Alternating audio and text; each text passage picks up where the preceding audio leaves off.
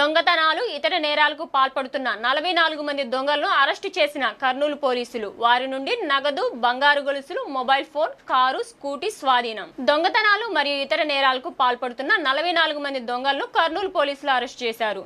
వారి నుండి 10,500 నగదు, 2 బంగారు గొలుసులు, 3 మొబైల్ ఫోన్లు, 1 కారు, స్కూటీ, 1 కొత్త మొబైల్, 5 లీటర్ల నూనెను స్వాధీనం చేశారు. కర్నూలు 4వ పట్టణం పోలీస్ స్టేషన్ పరిధిలోని ఇద్దరు వ్యక్తులు బెంజీగర్ నేషనల్ సై 44 పై గతంలో జగన్నాథ్ గుట్టపై బైక్ పై వెళుతుండగా దగ్గరకు వచ్చి బైక్ ఆపి వీడియో తీసి బెదిరించి వారి నుంచి డబ్బులు, బంగారు వస్తువులు దొంగిలించినట్లు ఫిర్యాదు. ఈ ఫిర్యాదు ఆధారంగా పోలీసులు విచారణ చేపట్టి దొంగతనాలు మరియు ఇతర నేరాలకు పాల్పడుతున్న 44 మంది దొంగలను కర్నూలు పోలీసులు అరెస్ట్ చేశారు. ఈ కేసులో గిట్టిగర్రి నాగేంద్రుడు, కొరవ రమేష్, దేరేకుల్ ఈ నేరాలకు పాల్పడిన వ్యక్తులుగా గుర్తించారు. ఈ వ్యక్తులను న్యాయస్థానంలో ప్రవేశపెట్టి చట్ట ప్రకారం శిక్షించినట్లు పోలీసులు తెలిపారు. 5,000 రూపాయల మధ్య క్యాష్, 1.5 తులం గోల్డ్ చైను, తర్వాత ఆ దోపిడీ చేయడానికి వినియోగించినటువంటి కత్తి, తర్వాత ఆ దోపిడీ చేయడానికి ఉపయోగించినటువంటి ఒక 2 వీలర్ బండి, తర్వాత ఒక వెర్నా కారు ఒకటి.